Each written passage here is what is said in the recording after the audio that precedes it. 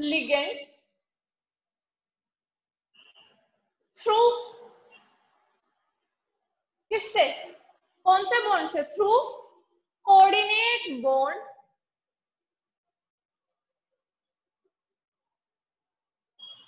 is known as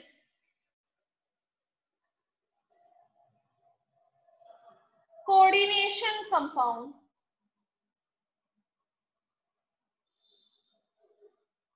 right तो ये हो गया हमारा कोऑर्डिनेशन कंपाउंड।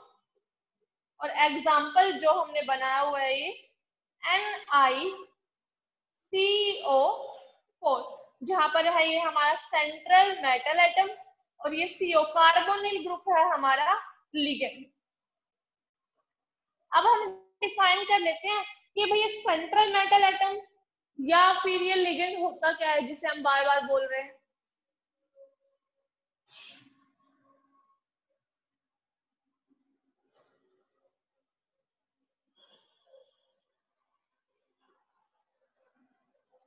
राइट तो सबसे पहले हम डिफाइन कर लेते हैं लिगेंड्स को। Define following.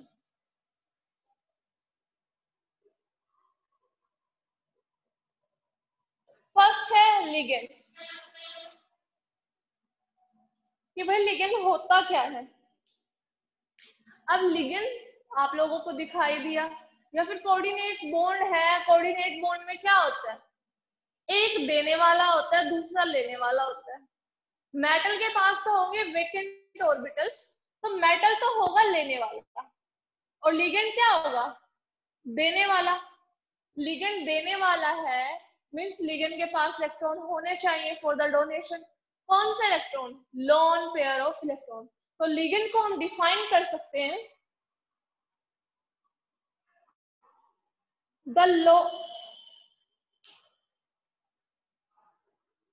the atom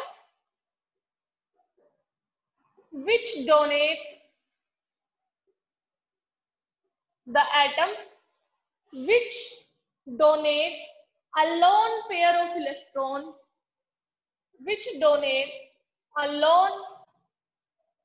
pair of electron to central metal atom is known as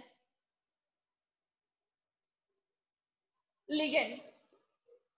जैसे हम इसके एग्जाम्पल की बात करें NH3 का आप सबको पता है, nitrogen atomic number 7, configuration 2,5, 5 electron होते हैं इसके पास, 3 तो इन्वॉल्व हो गए बॉन्ड फॉर्मेशन में, तो 2 इसके पास प्रेजेंट हो गए, मींस लोन पेयर पड़ा है।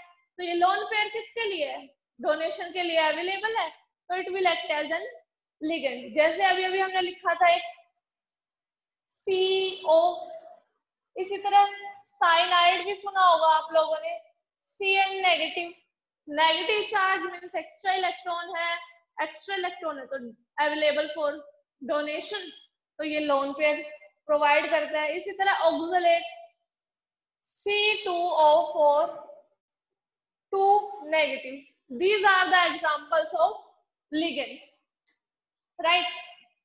नेक्स्ट अब हम डिफाइन कर लेते हैं हमारे सेंट्रल मेटल एटम को। सेंट्रल मेटल एटम, ये सेंट्रल मेटल एटम क्या होता है, वो एटम जिससे ये लिगेंड्स जुड़े होंगे is known as central metal atom. The metal atom to which the metal atom to which ligands are linked means जुड़े हैं किसके through, through coordinate bond, through coordinate bond is known as central metal atom, right, is known as central metal atom, जैसे हमने अभी example लिखा था, निकल हो गया हमारा, Fe देखेंगे आगे, बहुत सारे एग्जांपल्स करेंगे, कोबाल्ट हो गया। मेनली जो हमारे सेंट्रल मेटल आइटम होता है ना, वो हमारी ट्रांजिशन सीरीज से बनते हैं, मीन्स डी ब्लॉक एलिमेंट से। ट्रांजिशन सीरीज के जो एटम हैं या मेटल्स हैं, वो सारे एग्जांपल होते हैं सेंट्रल मेटल आइटम के, मीन्स वो सारे ही क्या बना सकते हैं, कोऑर्डिनेशन कंपाउंड बना सकते हैं। अब बात आती है कि ट्रांजिशन एलिमेंट्स कोऑर्डिनेशन कंपाउंड क्यों बना पाते हैं?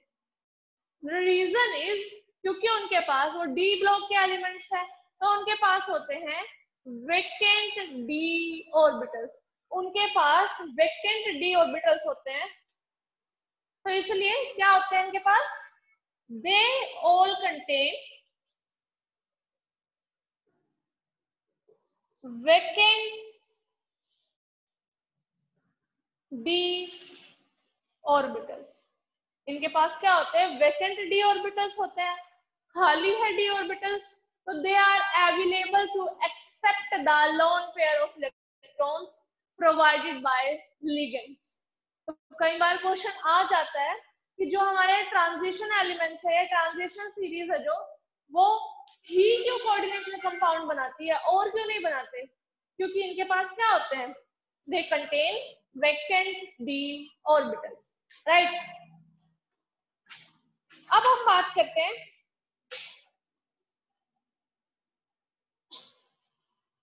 कि भाई जो एक कोऑर्डिनेशन कंपाउंड है, जैसे आप लोगों को पता ही है, जो हमारी केमिस्ट्री है वो 3 पोर्शंस में डिवाइडेड है, ऑर्गेनिक, इनऑर्गेनिक, फिजिकल। तो जो हमारी कोऑर्डिनेशन केमिस्ट्री है, ये किस में आती है? ये कौन सी ब्रांच है केमिस्ट्री की जो डील करती है विद कोऑर्डिनेशन कंपाउंड्स? तो उसको बोलते हैं हम कोऑर्डिनेशन केमिस्ट्री। तो व्हाट इज कोऑर्डिनेशन केमिस्ट्री? अब हमें कोऑर्डिनेशन बॉन्ड पता चल गया है, कोऑर्डिनेशन कंपाउंड पता चल गया है, तो वो भी बात कर लेते हैं कि जहां पर ये सब कुछ डील करना है हमें। तो coordination chemistry is the branch of inorganic chemistry. Inorganic chemistry में हमें कोऑर्डिनेशन केमिस्ट्री या कोऑर्डिनेट कंपाउंड्स की स्टडी करने को मिलती है। तो इसे हम डिफाइन कर सकते हैं, branch of inorganic chemistry, branch of inorganic chemistry which deals with the study of which deals with the study of coordination compound। तो वो होती है हमारी coordination, sorry coordinate chemistry, right. अभी अभी हमने कोऑर्डिनेशन कंपाउंड देखा। जो हमारे कोऑर्डिनेशन कंपाउंड्स होते हैं वो 3 टाइप्स के होते हैं। कौन कौन से होते हैं वो हम देखते हैं। तो क्वेश्चन हो जाएगा हमारा, explain the types of, explain the types of coordinate compound या complex. First is neutral complex. Neutral का आप लोगों को पता ही है क्या होता है, मीन्स जीरो, जिसके पास जीरो चार्ज हो उसे हम न्यूट्रल बोल देते हैं। तो यहाँ पर भी सेम ही है, जैसे एग्जांपल अभी अभी हमने देखा था NiCO4, क्या इसके ऊपर कोई चार्ज है? इस कॉम्प्लेक्स के ऊपर नहीं, जीरो चार्ज है, तो ये आता है न्यूट्रल कॉम्प्लेक्स की कैटेगरी में। A complex in which a complex which do not carry any charge is known as neutral complex. Example हमने देख ही लिया है NiCO4, इसका तो स्ट्रक्चर भी बनाया था हमने, राइट। इसी तरह हम बात करते हैं कटायनिक कॉम्प्लेक्स की। कटायोनिक कॉम्प्लेक्स, आप लोगों को पता है अच्छे से कि कटायन क्या होता है, जिसके ऊपर पॉजिटिव चार्ज होता है उसको हम कटायन बोलते हैं, राइट। तो कटायनिक कॉम्प्लेक्स क्या होगा, वो कॉम्प्लेक्स जिसके ऊपर क्या होगा, positive charge is known as cationic complex. जैसे आपका एग्जांपल हो गया NiNH3 3 positive charge. Positive charge means cation, complex के ऊपर पॉजिटिव चार्ज है तो कटायनिक कॉम्प्लेक्स, राइट। तो complex, a complex which carry positive charge is known as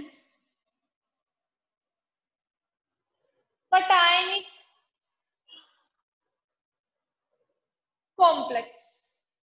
example आप लोगों के सामने लिखा ही है, पॉजिटिव चार्ज है तो is known as cationic complex. इसी तरह तीसरा टाइप तो आप लोगों को पता ही चल गया होगा इनसे, एक न्यूट्रल है दूसरा कटायन है, तो तीसरा क्या होगा, ऑब्वियस सी बात है अनायन होगा। तो third one is anionic complex. Anion के ऊपर क्या चार्ज होता है, इसके ऊपर पॉजिटिव, तो ऑब्वियस सी बात है अनायन क्या होता है हमारा नेगेटिव। तो कॉम्प्लेक्स के ऊपर अगर कौन सा चार्ज हो, नेगेटिव चार्ज हो, then we called it as anionic complex.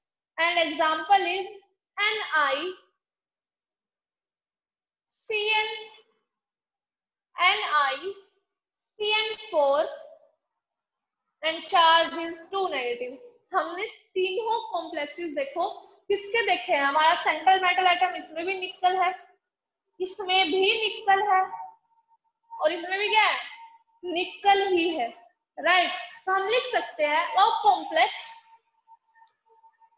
Complex which carry negative charge is known as anionic complex, is known as anionic complex।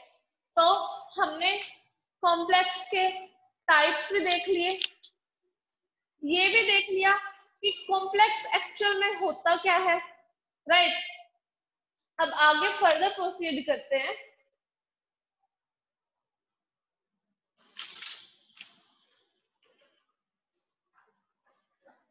अब हम ये जो हमारी स्क्वायर ब्रैकेट होती है इसको क्या बोलेंगे वो देखते हैं।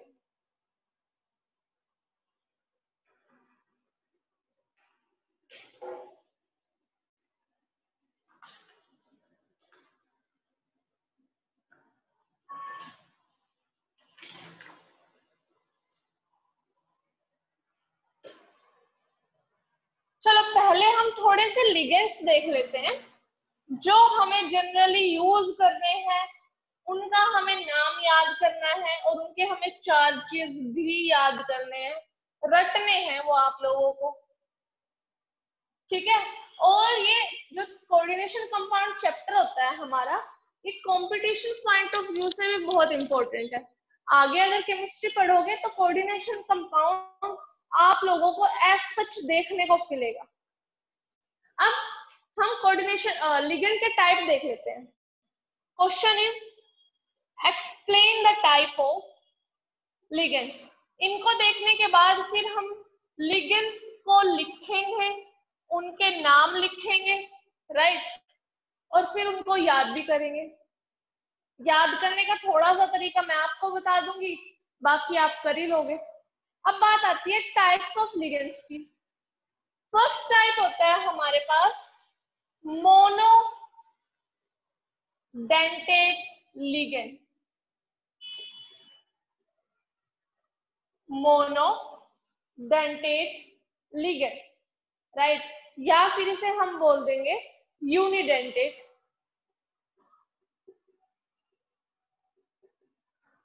मोनो का मतलब भी आपको अच्छे से पता होगा, यूनिक का मतलब भी, यूनिक का मतलब एक, मोनो का भी मतलब क्या होता है, एक। तो लिगेंड जो सेंट्रल मेटल एटम के साथ एक बॉन्ड बनाएगा is known as monodentate ligand. Ligand जो सेंट्रल मेटल एटम के साथ एक बॉन्ड बनाता है is known as monodentate ligand. A ligand which form a ligand which form one bond या one coordinate bond which form only one coordinate bond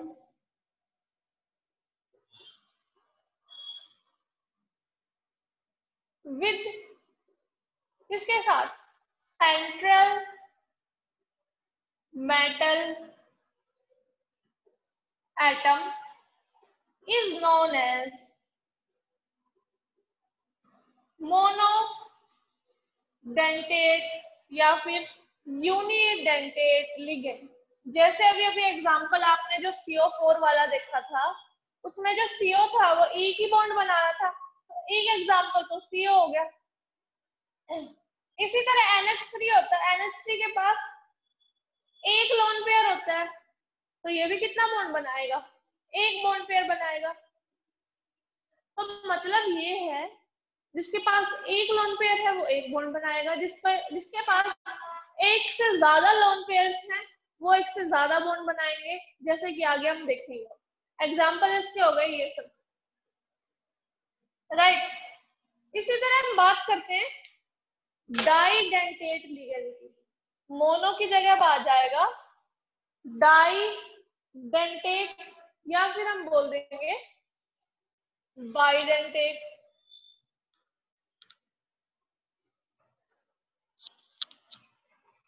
डाइडेंटेट ligand या फिर हो जाता है हमारा बाइडेंटेट लिगेंड।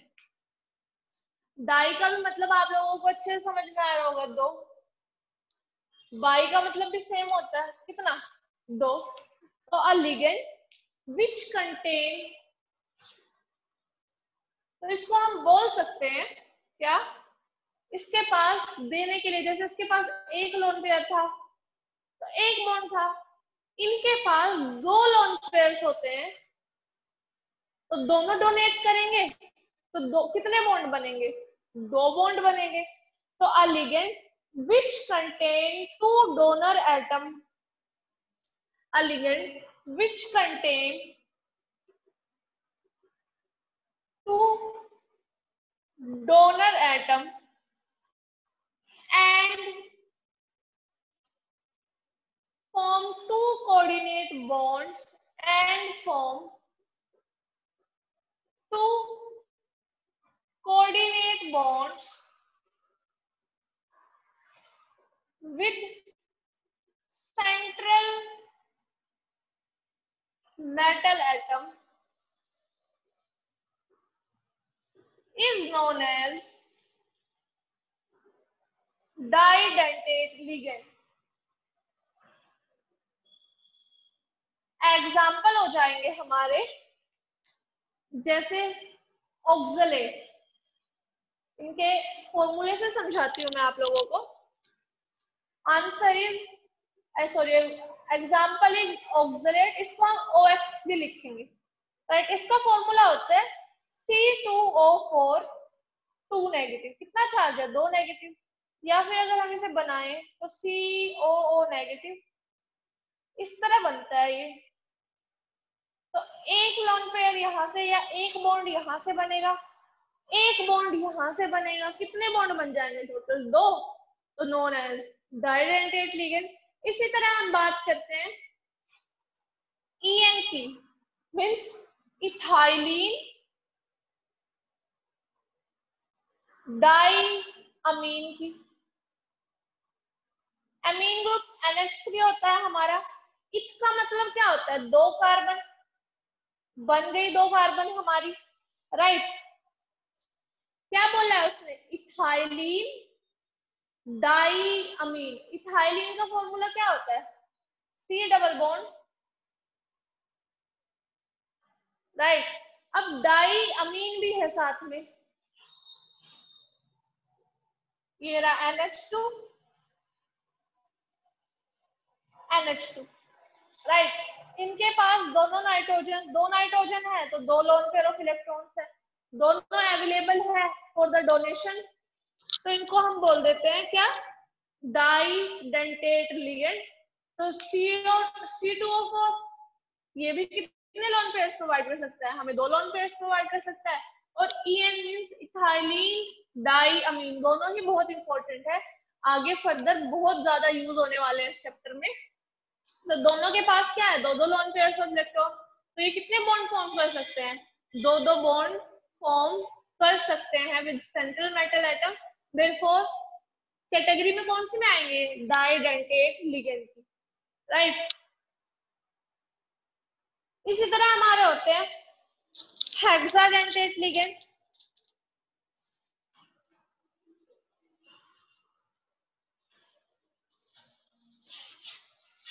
हेक्सा मीन 6, तो कितने बॉन्ड बनाएगा वो? 6 बॉन्ड बनाएगा। एग्जाम्पल मैं बता देती हूँ आप लोगों को कैसे।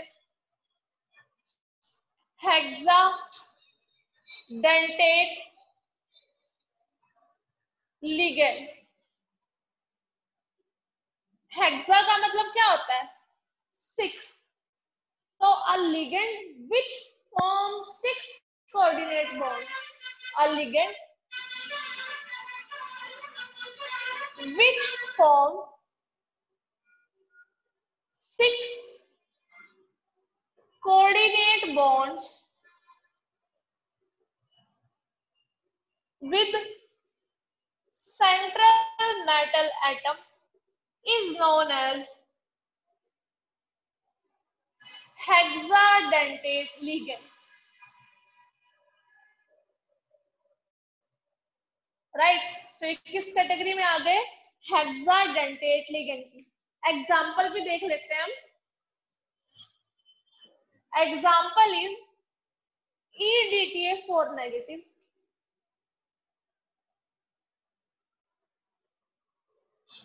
स्ट्रक्चर भी बनाएंगे, इसका नाम भी लिखेंगे। नाम है इसका E से इथाइलिन, D से डायमीन, T से टेट्रा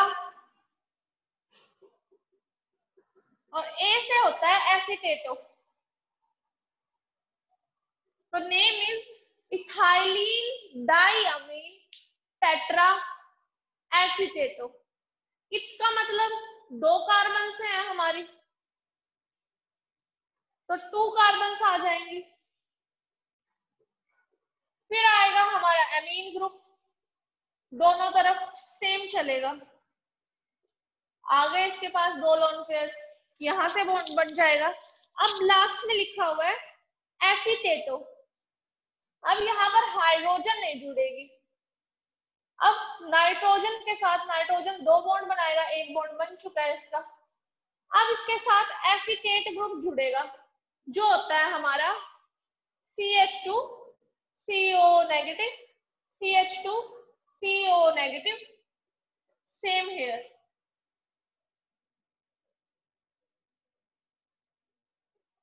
तो एक बॉन्ड यहां से, दूसरा यहां से, तीसरा यहाँ, फोर्थ, फिफ्थ, सॉरी ऑक्सीजन से fifth and sixth from here. तो यहां से ये 6 बॉन्ड बना सकता है विद मेटल एटम। तो is known as hexadentate ligand and name is ethylene diamine tetra acetato. इत के लिए 2 कार्बन, अमीन के लिए 2 नाइट्रोजन और एसीटेटो ग्रुप दो, जो हमारा 4 हमारे जो टर्मिनल्स पर लगे हैं। तो ये आ गया हमारा hexadentate ligand. Sir, can you turn on the mic of students, please?